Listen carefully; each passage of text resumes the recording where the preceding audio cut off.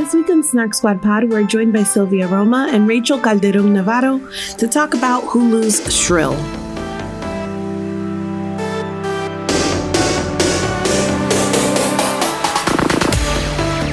Welcome back to Snark Squad Pod. My name is Marines. I'm Nicole Sweeney, and we are joined this week by our friends Sylvia and Rachel. Hello.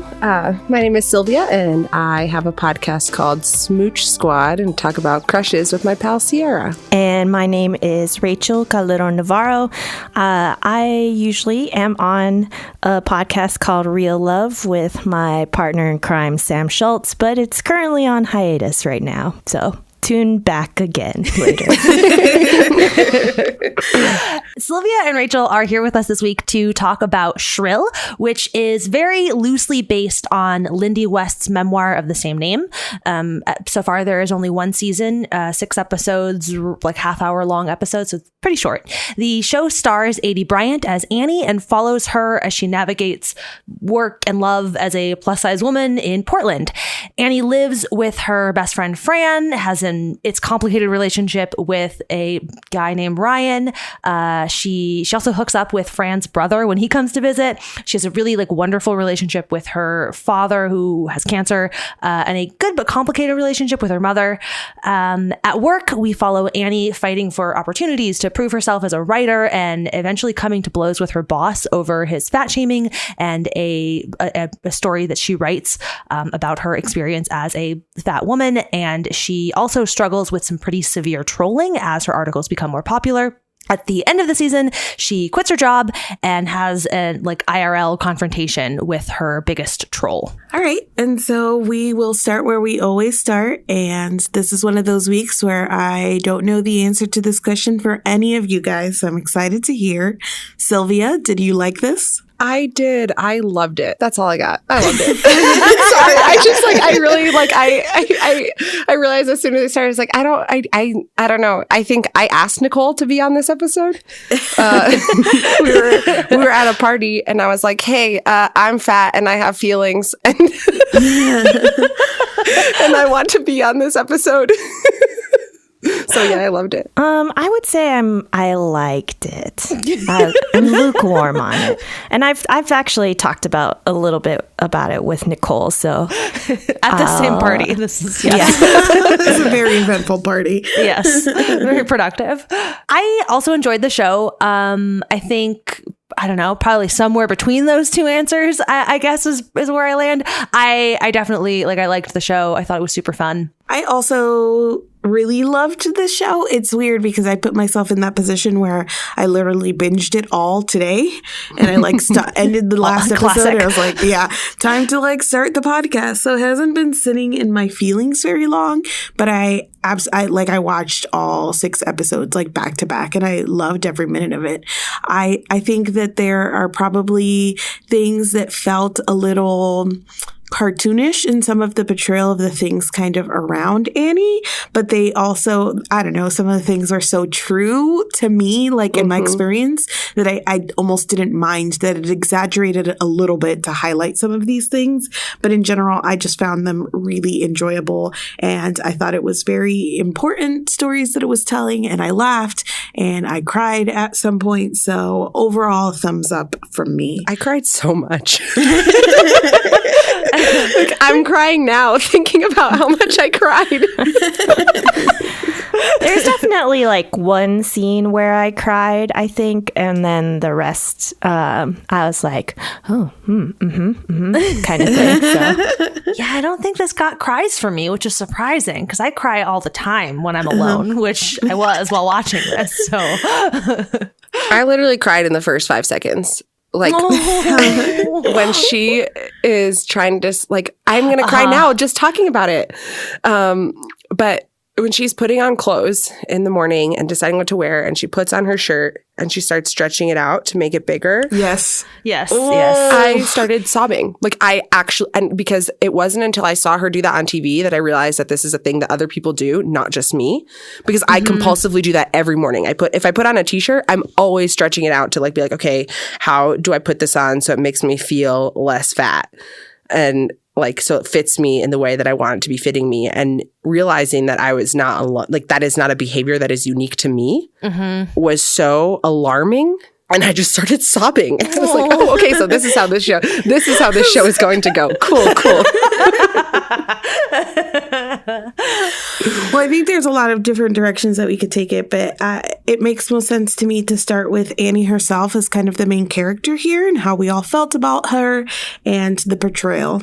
There are parts about Annie that I really liked, but there are parts that I felt felt really problematic just because, like, she's like half of the series she was a different kind of character, and then the other half she became like the opposite of that character. And I feel like that opposite part of that character maybe lessened what she was trying to say for me. Like, she became such a selfish character, and I don't know, there's something about it that, like, I didn't like her as a character after that. And, like, I couldn't, like, it was hard for me to, like, root for her in some times. I loved Annie, but I also get that reaction in part because one of the feelings that I kept having while watching this was wishing that this show was about Fran instead. Yeah. And so, yes, I get that. I think Aidy Bryant did a phenomenal job in like portraying this role. I think like she, so much of this character kind of lives and dies by her portrayal, and she was just absolutely delightful and phenomenal in this role. Right. And I think that Aidy Bryant, like, as an actor and the way that she portrayed Annie was really great. But I think maybe, like, the way that the writers portrayed Annie as a character in parts of the episodes felt really, like, traitorish in a way. And, like, I think that kind of like what you were saying, that I really wish that we got more about Fran, and that, like, maybe there's like a couple episodes devoted to Fran. And I think also that is part of the show in general, is that it was so short. Yes. Like, it was basically like movies length if, like, you were watching back to back. So I think if, like, it had more time, it maybe would flesh out the reasons why Annie was being so selfish to her friends and to her coworkers, and, like, maybe not her boss, but, like, her friend Amadi, like, who was like her like backup. And yeah, he was the one who she was, I think, the worst to overall. Like, he was great, and she did nothing for him. We never see her be a good friend to him in any meaningful way over the course of the season, which, yes, I think that is some of that is just a complicated thing when you're telling like an empowerment narrative like this, is how you find that balance, because it is her story. Like, the story is about her. And so it's hard to give space and time to all of the secondary characters, because that's not who we're trying to talk about. I'm going to disagree with everything that you guys have said, and I'm going to try and do this, like, in a way that kind of, I don't know. I totally get what you guys are saying, but I think part of the reason that I loved Annie as a character was that she had this, like, major flaw, and it was that she was a little bit selfish. I think that in narratives that feature fat characters, there a tendency to stereotype them, and I think that in this place we get a really complex, not perfect character, and she's somebody who's constantly apologizing for her existence, and she's somebody who's constantly, like, she's learning how to be herself and come into herself. And I think that, unfortunately, and it probably happens to all of us, and it's happening for her in this period of her life, but I think when there's any sort of self-realization, it's a selfish period. Like, she needs to be at this moment prioritizing herself and focusing on herself. And unfortunately, that means that her friends that have been there prior to this moment are caught kind of in those crosshairs. And it's unfortunate. And I do feel bad for Fran, and I feel bad for Amadi, but I don't think that Annie's doing it maliciously. I think it is a consequence of where she is in her life and the journey that she's going through. And she apologizes when she realizes what she's doing, but that doesn't necessarily take away from the fact that, you know, she's got a lot of stuff going on. Everybody else does too. Everybody everybody's lives are complicated, but this is her story, and she's going through a moment of, if when I think that part of like the experience of being a woman and like being fat, or like just kind of that whole thing, is like feeling allowed to take up space. Yes. And so the fact that Annie gets to be a little bit selfish and take up space and get attention, it's so much at the core of her story that I loved that this is her flaw. Like, yes, she's being selfish right now. Like, God damn it. Yes, she is, kind of thing. So I think it made our Annie, I think it made her character very 3D, when I was scared that she was going to be a little too nice and a little too twee at times, almost like at the very beginning. It was like, but then she gets this like really real flaw, and I thought it made her character wonderful.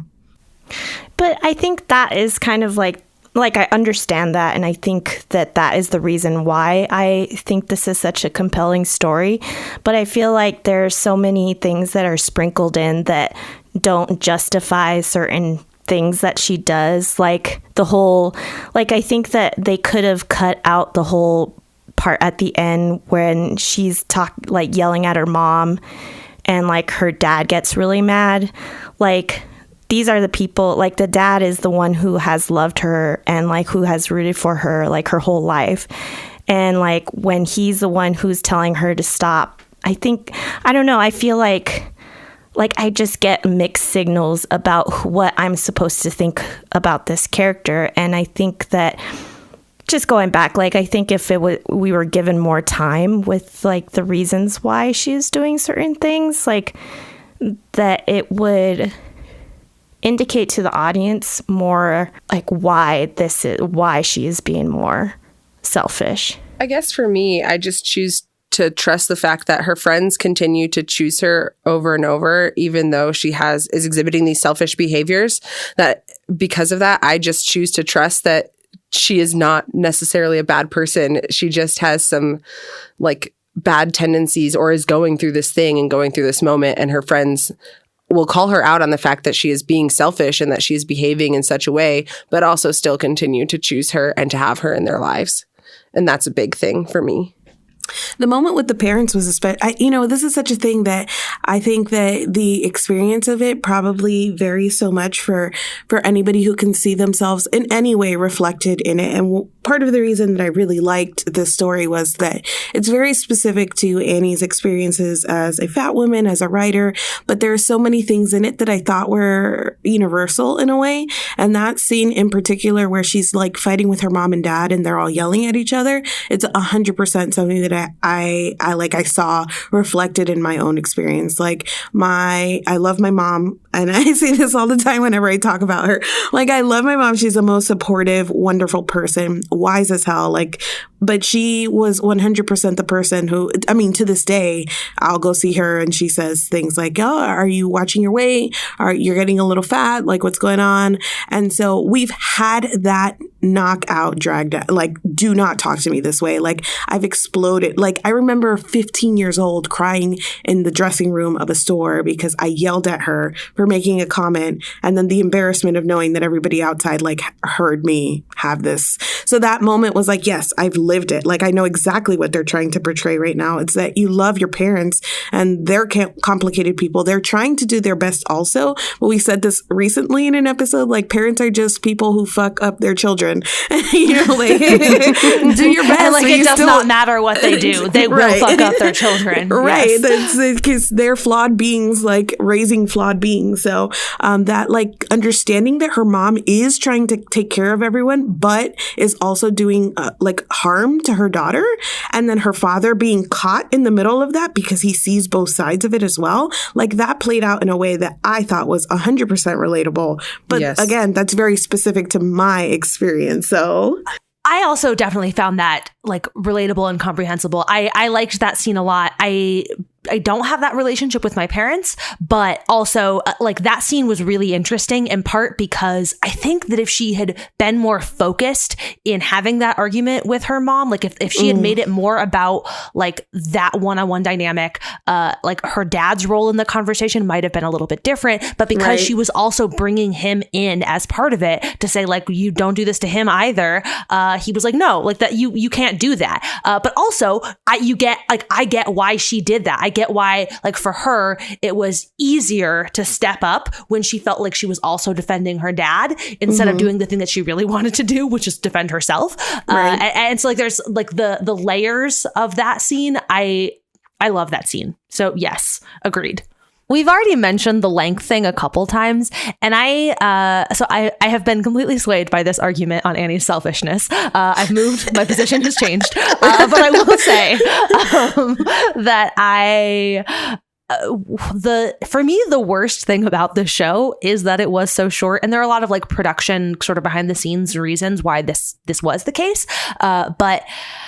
And like as big complaints to have, you know, I wanted more of the thing is, you know, maybe the best one you can have. But I think not just in the way of, oh, I wanted more. I think like it actually suffered from being as short as it was because we didn't get quite as much time or space as I would have liked to have had to explore all the things. But that, I don't know, that's in the grand scheme of things, a relatively minor complaint, but I bring it up mostly because I started rewatching the show earlier today because I watched it for the first time weeks ago, and I had kind of forgotten a lot of it. And I think if there had been a few more episodes, it would have lived stronger in my feelings. Like, not that it lived badly in my feelings, like it lived well, but I just forgot it. It was this, you know, like I had this vague glow of, yeah, I liked that show. Why? I don't know. It was good. And so I think if we had just a few more episodes, just a little bit more time with these characters, it might have lived a little bit stronger in my feelings. Yeah, because I also had to rewatch the series today. And because when I was thinking about, okay, I'm going to be on this episode, what do I remember? Pool party, dog takes shroom pills. She writes a really good article. Yeah. Strip club. Strip club. Like these are the things that I was like, yes, and because I mean that pool party scene will live with me forever. Right. I could watch that over and over and over on repeat. Just those 10 minutes, that's fine, and that could be a full movie for me. The 10 minutes of the pool party on a loop for 2 hours. Yes, Coming soon to theaters near you. To my house. To my I could watch that scene forever. Wow. It's so pure. I was a little bit distracted while watching the show also because I read and loved the book that this is like loosely based on. And so at first going into the show, my understanding was that it was like super loose and more just like conceptually based on it. And then I was surprised by how many things tracked with like actual events from Lindy West's actual life. And it was almost distracting to me because I kept like thinking about, well, how this actually happened was this and this and this. And that's on me. This is not a complaint that I have about the show. But, I guess my point is I love this book and everyone should read it. That's fair, yes. I read the book and I also loved it, but that was long ago enough that it doesn't, like the particulars don't live very strongly in my feeling. But again, I just finished watching this TV show like 5 minutes ago. So you guys are like, I had to rewatch it. I was like, well, it's fresh in my head. I will say that it is worth actually reading the Lindy West's like I'm fat and then Dan Savage's response piece that he wrote, because it is like, yikes, my dude, you thought this was like a good move. It's like weirdly condescending. It begins with this whole paragraph about like, I'm not actually her boss, so she's not really like stepping up to the man. And just like the dynamics of it are, wow, yikes. I have not read the book. But I did get it on audiobook and I just have not finished it yet. Like, or really started it. But I do have it. By finished, I mean started. I've listened the first 15 seconds. Sylvia, that does not count as starting. Yeah, that's like writing your name on a piece of paper. I started Started the assignment. Listen, Rachel, the first step is picking up the pen. So, yeah, it is. That does not count. Please. A big part of Annie's story in the season is her relationship with Ryan, who is like, he doesn't treat her very well. And part of like the heartbreak of, I think the first episode for me was like watching her leave his house through the back door and like climb over the fence. And, you know, obviously he's not treating her well. So their relationship like goes through ups and downs throughout the season. How did you guys feel about that whole thing? He sucks. Yeah, he sucks. And I don't know if this is just like background bias that I'm coming from, because like that whole plot line felt very much like Girls, and like the whole Adam Driver subplot from Girls, and how like he's just like a sucky character, and then she like gets back with him and then doesn't get back with him, and like I don't know, that just left such a bad taste in my mouth, because like it's like this dude who's so clearly is a loser, and his mom like comes and does his laundry and like makes him breakfast, and like he doesn't get an extra pillow for her and makes her leave outside. Like, I think it's just like, I don't know, it's hard for me to watch those kinds of things, because like I feel like I've definitely been in that situation like in the past, where like you're really into this guy but he's so clearly shitty, and you're like, your friends are like, stop seeing that guy, but then you're like, no, he's really fine. So like, I don't know, that part is so hard for me to watch in those kinds of like storylines. Yeah, it's one of those things where this is very true to real life, but that doesn't make it any easier to watch. Like, watch Annie make this terrible decision over and over again. I have watched so many friends make terrible romantic choices, and you're just like, no, why? Why are you doing this? And now in the same way, I'm watching a fictional character and shouting at her, no, why? Why are you doing this? I think, I don't know, it was written fine, but also I was over it pretty early. I didn't really care for the like redemption journey that they were trying to give him. That I was not interested in. I don't know. I was just like, just go away. I think that is part of the reason why I felt so confused about this show, is that they like they try to justify certain characters and like justify certain aspects of characters that I just don't know how to read it like the way that they want me to read it. And like Ryan specifically is like the epitome of that character that they want to like justify. It's like, he's a shitty guy, but deep down he has a heart of gold and wants to try. But it's like, I don't know. I kind of wish that he just wasn't a factor in that storyline, but I completely understand why he's a factor in that storyline. I just wish that maybe they just didn't cover him. Like. Right. Yeah, I think the thing that I like about Ryan is how Fran reacts to him. Yes. So I guess that's more telling about how much I love Fran. Yeah. But so when she's like, this home is a Ryan-free home, like he is not permitted to enter this house. I loved that. And part of it, I think, comes from, I have a friend who would not allow someone else's like partner into their house. They're like, they're a downer. Like they are not permitted into this house. And I was like, yes, you tell them. Like, they're a bad person and I don't want them in my space. And I love that. I just think that it is also really telling of their friendship, that they can have that kind of conversation and it'd be acceptable that is the kind of like candidness with which they speak to each other. To me, the only positive thing that Ryan serves in a purpose is to solidify that relationship for me. Right. Give us more good Fran content. Yes. Yeah, and I think that is one of the reasons why I really liked the first 3 episodes of the show, was because like it set it up, and like he was the catalyst of like the abortion, and then like in turn she had like this epiphany and like So yeah, kind of like what you're saying, Sylvia, like that he was the reason for friends to come out from the woodwork of goodness. I like that the tension that it adds to Annie and Fran's friendship. Like, I don't like it. It's very stressful, but narratively, like, I like it because it's such a relatable thing where, you know, Fran has all of, like, she's almost us in the situation where we can see just how not good this is probably going to be for Annie, but there's only so much she can do. And she even says, like, I keep telling you and you're not listening, and I'm like done. I'm tired. And that's when it becomes a Ryan free zone, right? Like, you keep trying to, you pretend like this is a conversation, but you're not actually listening to me. So that's kind of it. And so that tension of like what Fran sees and what Fran can like, analyze there, but then like the feelings that Annie is going through, I actually like, again, that they kept Ryan around, but specifically because I think it would have been easy for her to be like, not anymore. I'm empowered now. And then she just dumps him and that's it.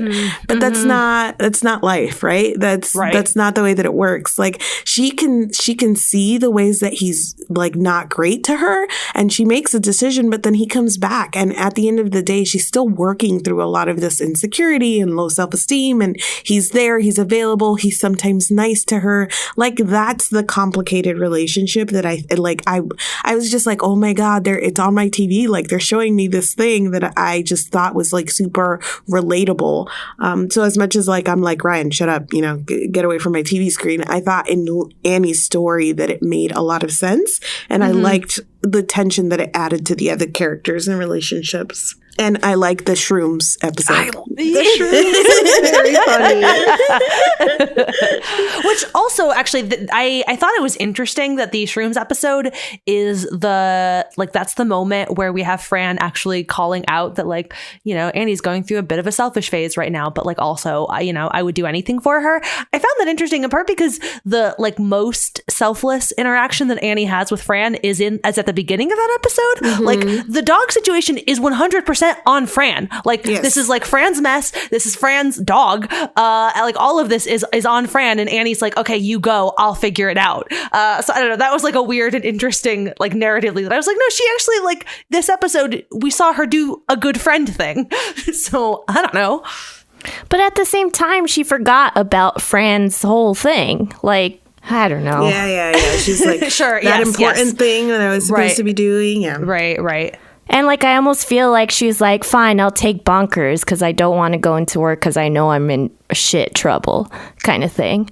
But she still went. Like, she wasn't using it to get out of work. Like, I feel you on she did forget Fran's thing. That's valid. But it also clearly wasn't like to avoid going because, she did anyway. And she did. In fact, the way that she like resolved the situation so that she could get into work, which she needed to do, was by doing something she really didn't want to do. And calling this guy who like she knew wasn't great for her. Like, she didn't want to have to rely on him for this. A lot of like Annie's, like it felt like to me in that instance was, particularly like Fran asked her to do something and she was there. And I got the feeling that if like Fran ever would have like called Annie and be like, I need you right now, like Annie would be there.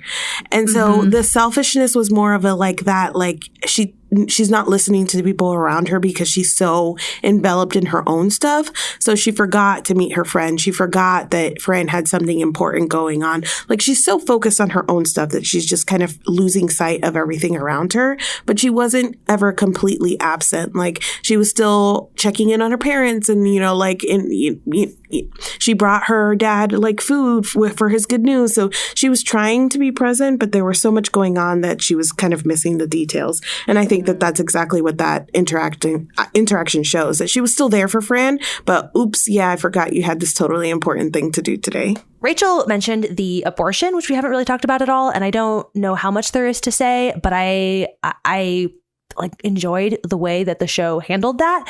I think like we are getting to a place where more and more media is handling abortion plot lines without, I don't know, hand-wringing moralizing about it. You know, like this was just very clearly the choice that she needed to make, and she makes it, and like her friend shows up and is there for her, and like that's it, and that's the whole thing. But I appreciated seeing that. Yeah, I like that they don't belabor that like plot line. It's like, this is happening, it happened, it's done.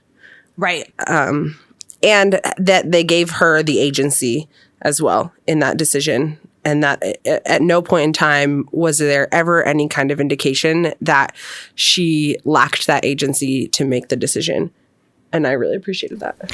Yeah, I also liked how it wasn't so much like a huge plot point of like the whole movie. Like it wasn't all about the abortion kind of thing. I liked that it was just like kind of this subplot where it's like, okay, I have to do this because like it's like normalized within this conversation of women, of what women have and like the choices and thoughts that they have to go through. So I really liked how they wrote that part, especially the fact that they talked about it at like outside of like a thrift store or something like that. I also thought it was interesting how like it was like the first episode that was like they just knocked it right out of the park. They're just like, well, we only got 30 minutes. We're going to stuff it all in there. I also had no idea about Plan B not working on women over a certain weight. Yeah. Until no then. idea. I had No absolutely no clue. So thank you, Shrill, for telling me a thing because like Plan B certainly would not work on me. So good to know. Like I was astonished by the fact that that's something that I didn't know. And I am like furious about the fact that someone could go and purchase this thing, which is also really bad for your body, like to be using like contraception. But when she goes to buy it, that this man wouldn't tell her. Oh my God. Yeah. That makes me so mad. Yeah, and the tone of that first episode feels so different from like the rest of the season too. I feel like it's like almost as if they made like a certain decision partway through the writing and then we're gonna make it about a certain thing. I don't know. There's just something about the tone of the first episode that felt different. Like I still liked it compared to the rest of the episodes, but like it rung differently. I think so too, and I think probably the first episode. I don't know if this is what you're referring to, but I did notice the shift, and I think that's purposeful. I think the first episode was really difficult to watch because the whole like first.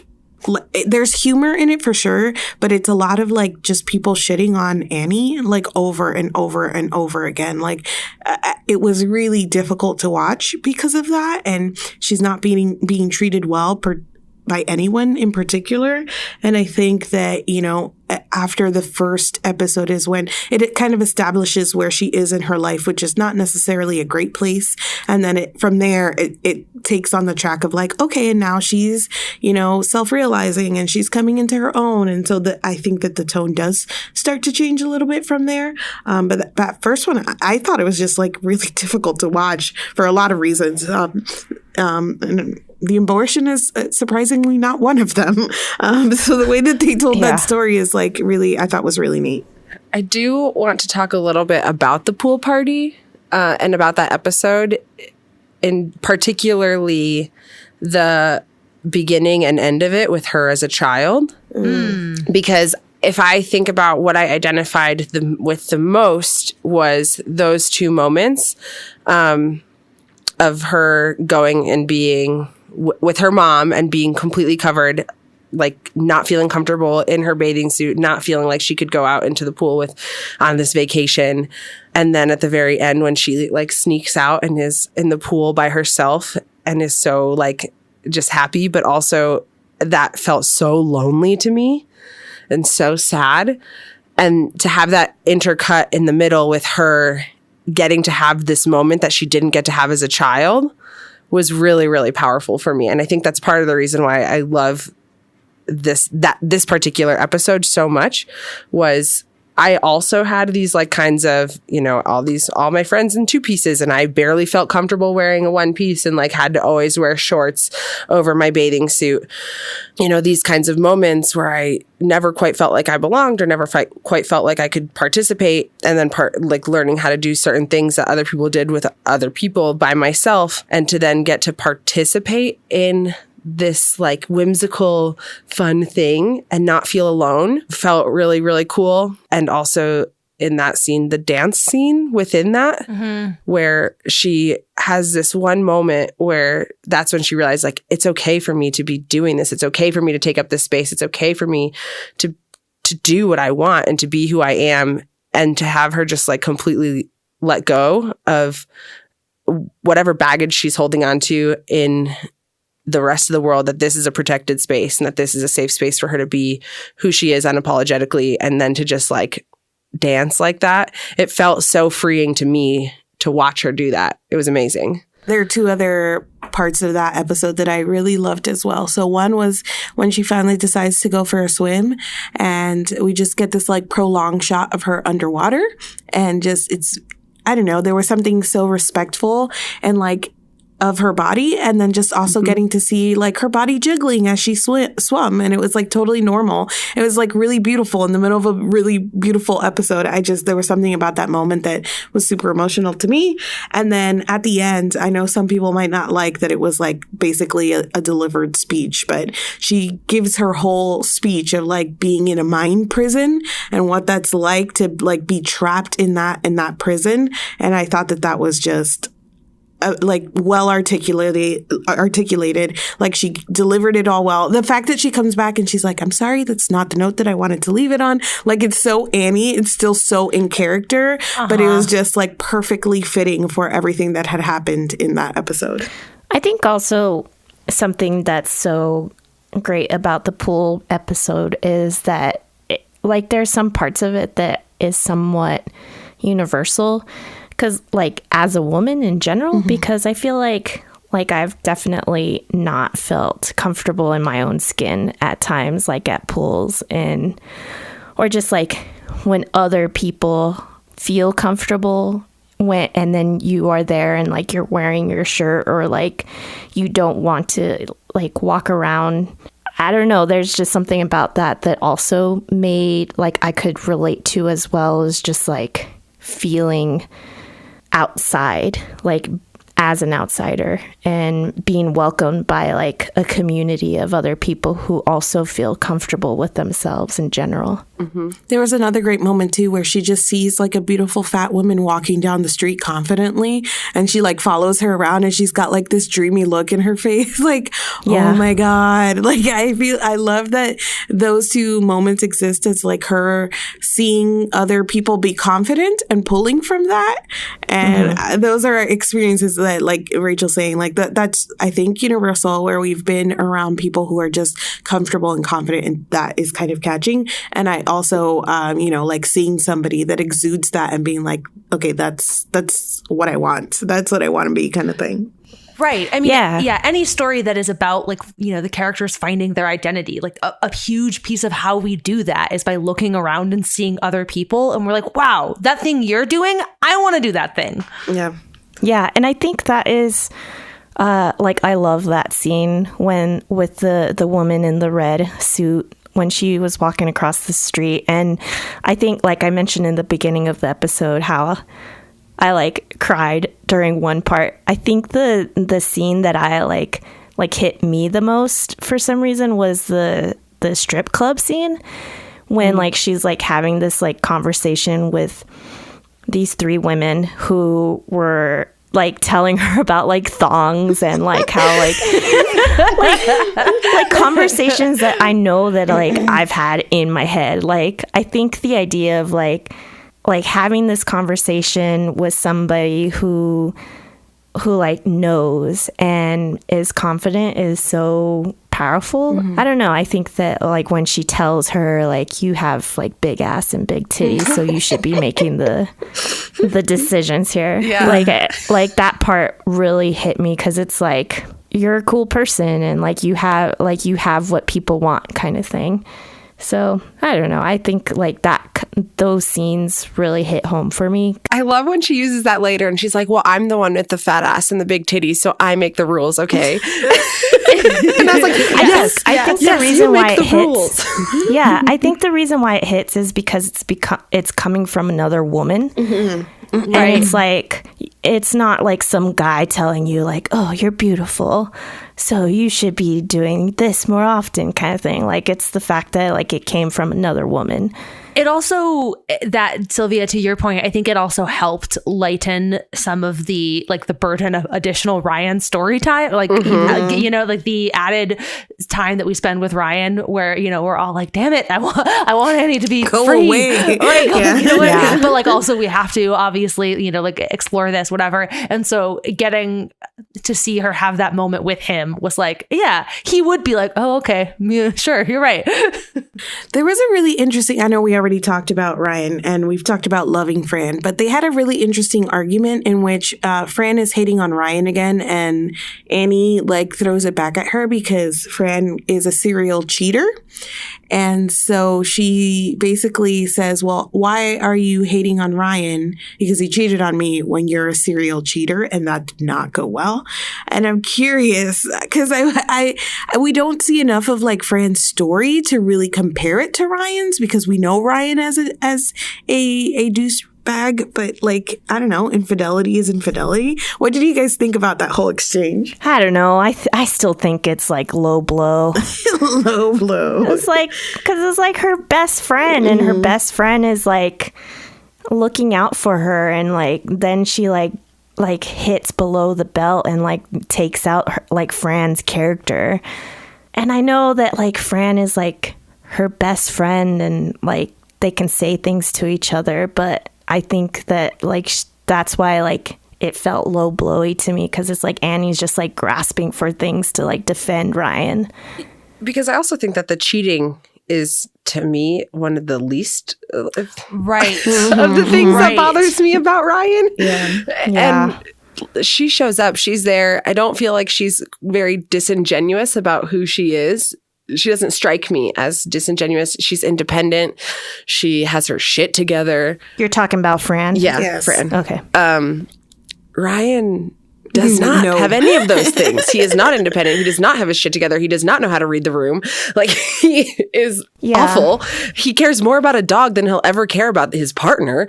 Like, And for all we know, Fran may have like different kinds of relationships with all these women. Like, we don't know enough about Fran to dampen her character or whatever like that. Like, we don't know enough about her relationships and why she like cheats on her girlfriends, or like we just don't know. Yeah, there's no additional context for all of that. With Ryan and the cheating being like the, you know, sort of the least of it. The cheating is just like the thing that culminates, you know, like we see all of the ways that he is garbage to her and like does not treat her well. And so the cheating, by that point in time, you're like, oh, well, like, of course. Right. And this is not surprising. This is the natural, you know, end point of all of this, of all of everything else about how he treats her. So like shrug. yep. I don't know why I keep bringing Ryan back up. I don't mean to do this to you guys. Why? I love you. Do you though? Muddiness, what did you think about that? It was really tough to watch because it was exactly what Fran said, that it was like misdirected. That they were having an argument that was not at all about what was really happening. And I think that it's probably hard for Annie because she's made this decision of like, I want to be with this person so then to hear her best friend like constantly shitting on him, like that can't feel good on that end of it. But also we have the context of who Ryan is and he's a crappy person. So it was, I don't know, it was just really rough to watch. Yeah. I will bring it back around to a more positive note that has nothing to do with Ryan, I swear.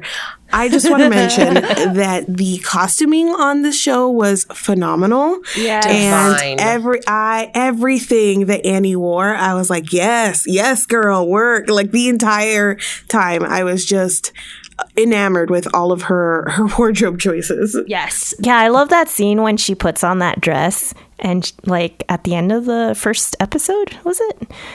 That orange dress that woman gave her to pay for the haircut. Where she's like, yeah, I think I really like this. And I'm like, yeah. I also, good. Not to bring it back to the pool party, but to bring it back to the pool party, in the same way that Marines can't stop talking about Ryan, I can't talk enough about this fucking pool party. I have so much trouble shopping, like so much trouble shopping for clothes. And so there's this one tiny scene where they're talking about the skirts and how like this, this woman makes these skirts and whatever. And Annie goes on this like little tiny rant about how clothes for plus size women, for fat women, are just usually unwearable. And I was like, yes, this is so true, because I remember the first time I went to Lane Bryant, a store designed that makes clothes designed for plus size women, and I like put on pants and I was like, oh, this is how they are supposed to fit on my body. Mm-hmm. I did not know. I did not know that this is how a pant could feel. And I just want this woman to make me a skirt. Like, where can I find you? I don't remember where I read it. It must have been like a Twitter thing, but I think I remember reading that the costume designer had to make several of the pieces like custom. Almost all of them, yes. Yes, because they're like, there are not things available there. So it was almost, knowing that and watching, it was almost like a double-edged sword where I was like, she looks amazing, but also this is not available. She had to have realistic. these like, this is not, she had to have them all like custom made. But I thought it didn't really take away from the fact that it was just beautiful, and the actress Adie Brennan looked phenomenal the whole time on the show. Oh, that like rainbow glitter dress screams Nicole for one thing. You're not wrong. But also like her hair, her body, that dress. I'm looking at a picture of it right now. Oh, wow. Okay, Adie Bryant, fuck me up. Like Pop Culture Happy Hour did an episode on Shrill as well, and they were talking about this, like all of the costumes being custom made. And I don't know, there was the flip side of this. So like really cool that they were all custom made, but something, this is super secondhand, so I'm not trying to like put anybody down. But they mentioned that in the way that the costume designer was talking about how like, the fashion industry is like not doing enough for plus size women. Yes, good. She was also just sort of implying that like you can't buy clothes for plus size women, which is like, as a not plus size woman, to say that is a little like, okay, I don't know if that's entirely true. And so, but I bring all of this up to say that Margaret H. Willison was their guest at Mrs. Friday Next on Twitter. She was like, come to my Twitter. I will have all the recommendations for you for where you can like actually buy. Like, you do not in fact need to have a professional like film costume designer design all of your clothes to have good looking clothing as a plus size woman, which, it is important. Well, I think I'm trying to remember if I found a spreadsheet once that circulated the internet, and it was something like where to find clothes and like staff, like sizes of clothing. And I don't know where it is now, but it's somewhere, I think in Drive, one of them, that is like someone made a list of clothing, like clothing brands, and what those sizes were for plus size women, what places you could purchase clothes from. Man, I'm gonna find this, because I know that I found it on Twitter and I was like, I need this in my life forever. So I'm gonna find it. But some like a cheat sheet basically for where women can find clothing, which is both sad and incredible that it exists. I don't want to finish this episode before we talk about another like really important part of Annie's whole story, and it is that she starts writing articles and they gain a lot of traction online, and so she has to start dealing with internet trolls. And so there's one person in particular who keeps coming back to her articles, like even after they're published, to leave repeated comments. And there's a part where after she publishes her first article, her friend is telling her like, hey, you know, it's getting a lot of hits or views or whatnot, and the comments are actually really nice. You should check them out. And as soon as he says you should check them out, like there was an audible like, oh no, for me, like sitting at home. I'm like, no, not the comment section. So, you know, and just anyone who creates content online, and I think specifically women who create content online, can like relate to comments online are not the best. So anyway, she gets this troll and she has to deal with it, especially because the place that she's working at has a no comment moderation rule, and so she just has to keep fucking insane. She just has to keep dealing with it.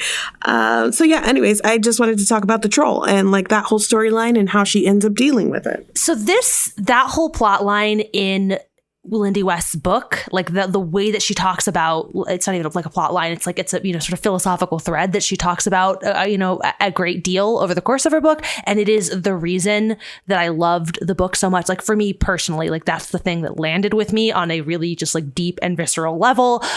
You know, I work for a company that makes YouTube videos, and like I hosted sociology videos for a year, and like for a year of my life coming into work on Mondays, like every Monday, I, you know, spent a couple hours having strangers call me a cunt. Like, and that was just part of my job for a year. And like, wow, yikes, rough. And so, yeah, seeing the show adapt that portion, like absolutely, I don't know, just like, deeply emotional to see it on screen. I will say this is another one of those things that I was low-key distracted, you know, having the actual context, because I think Lindy West's sort of actual experience is in some ways way crazier. So Lindy West's father did in fact pass, and there was a guy who made a fake Twitter account for her dead dad to harass her with.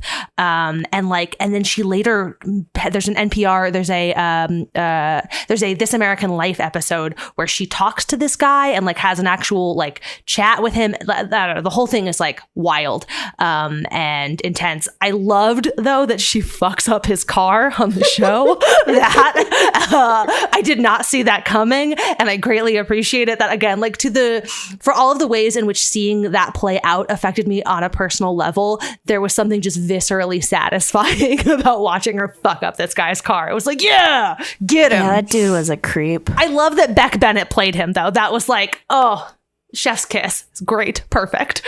As they're having their confrontation, and the guy, like at first he's like, oh, you know, he's very like, he's a kind of a coward in the face of seeing her face to face. And then he gets like in his feels about having been fat as a kid. And the way that it was going, I was like, this, like, I wasn't sure that I was liking it. I mean, you know, it just, the reason I wasn't liking it was because like, this is not real. This is not like how it happens. You just have a troll and it's a troll forever kind of thing. But, you know, it is a little bit of Lindy's experience of having to like confront her troll or whatnot.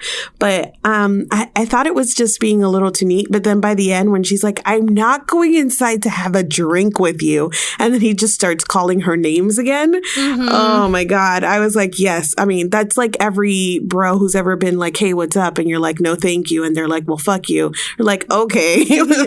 We all have those Tinder screenshots. Like, right. Well, and that trainer did the same thing to her. Yes. Because everybody's concerned, right, about you and your health until you stand up for yourself. And then it's like, well, no, you're a bitch. So actually, fuck you. I never really cared. Right. I never really cared. I care about you when it's about me caring about you, not when it's about like actually caring about you. Exactly. Yeah. Right. When I get to perform caring, then I care about you. And as soon as it's not, because, oh, look at how quirky and cute I am. I have a pizza on my fucking fitness app. Ugh. Wow. Your wrists are so tiny. I was like, oh God. Ugh. Anything else? Wow. That was just disgusted noises. That's all we have left. Yep, that's it. That's where we come back around to. Anyway, that rainbow sparkle dress. Am I right? Oh, that pool party. Am I right? Putting on grass. Am I right? And on that note, thank you to Sylvia and Rachel for joining us this week, and thank you all for listening. We'd love to hear all of your thoughts about Shrill. There will be a post dedicated to this episode up on SnarkSquad.com. You can also sign up to join our community at patreon.com/SnarkSquad. You can also find us on Twitter at Snark_Squad. You can find me at My Name is Marines. I am at Sweeney Says. I am at Sylvia717. At Rachel_CAL_NAV. Thank you as always to Stephen Chin for the theme music that is playing us out right now, and we will be back in your feed next week. Bye. Bye.